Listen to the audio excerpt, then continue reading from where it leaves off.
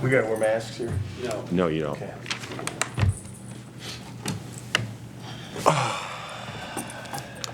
Okay, welcome back, media. We are joined now by representatives from North Dakota.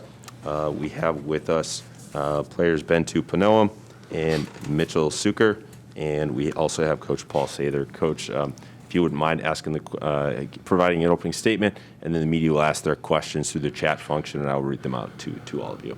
Yeah, excuse me. Yeah, if we're, at the under minute mark, I think before we started fouling, or right when we started fouling, I think we had him at about 68 points. I think if you tell me that before the game, and you tell me that, we hold O'Banner to 9 and A. Smith to 22, I'd say we'd feel pretty good about where we are. I thought they did a good job defensively. They were physical with us. Their denials hurt us. So some of those points, the turnovers turned into points. And but boy, we competed. I just thought we competed defensively. We competed on the glass, and then offensively, there was just times where we were just a little sped up. We didn't seem at ease with some of the shots that we had that were kind of open, but they were really flying at us.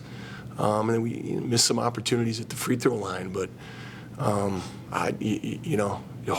having them at 68 around that time where you had to foul, I just think it says a lot to how hard we played. But doesn't some of those shots just didn't fall that we needed to have fall.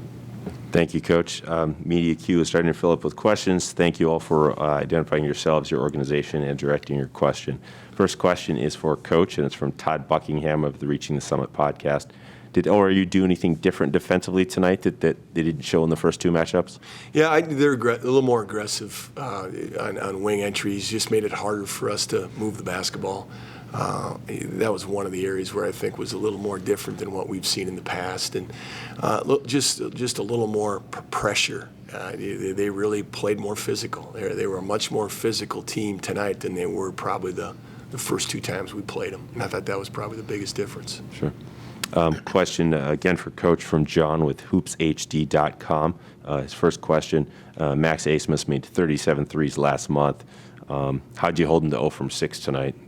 Oh, these guys I thought we did a fantastic job defensively. I think these guys carried over a game plan about as well as you can. And so you give credit to the players, from Bentiu to Tyree, but Mitchell blitzing, Phillip blitzing, a lot of different guys had to step up and kind of help the guys guarding Max. Like I said, I think that worked pretty well. The Weaver factor was kind of the factor that really got us, and you got to give him credit. He played exceptionally well. Another question for Coach from Morgan Beard of KTUL. What does this say about a player like Asmus that even when you don't let him hit a three, he can still score 22? How difficult is it to game plan around an explosive player like him? It's really what makes him a really good player is that he just doesn't get sped up, and he makes really good decisions inside of getting sped up. I mean, he had 3 turnovers tonight, 3 assists, but he just doesn't take bad shots very often. It's hard to kind of get him to not make the right play. He's a really good basketball player. So he's not just a guy that's a good shooter. He's a really good shooter, but he's much more than a guy that has to make threes for them. It's just pretty good for them that he can. Another question from Todd Buckingham, this one to the players, and we'll start with Bentiu. Did Phillip missing time with the injury, did that disrupt the team's rhythm at all? Yeah, I'd say it did just a little, but guys stepped up and just kept competing at the end of the day, so, yeah. How about you, Mitchell? What were your thoughts on that? Yeah, I mean, Phillip stepped up, made a big-time play for us defensively, put his body on the line for us. So, it always hurts not having Phil out there, but, I thought we kind of used that hopefully as a little bit of energy, rally around him. But, yeah, I mean, it always hurts not having Phil out there. Question along those lines for Coach from Tom Miller of the Grand Forks Herald. Rebraca had scored in double figures 33 straight games. How much did that injury limit what he was able to do tonight? Listen, and Mitch said it. The charge he took on O'Banner was a big time hit. He went back in the locker room not just to stop the bleeding, but to get a lot of stitches, and to come back and play. So it just shows you the heart that he has, and the kind of teammate he is, the kind of person he is. And yeah, he didn't get double figures, and it doesn't help when he wasn't out there his normal 35 minutes, but those 29 minutes he played, he was a warrior for us. He really was, and just it's fun coaching a guy that has that kind of mentality that he has. Really proud of him.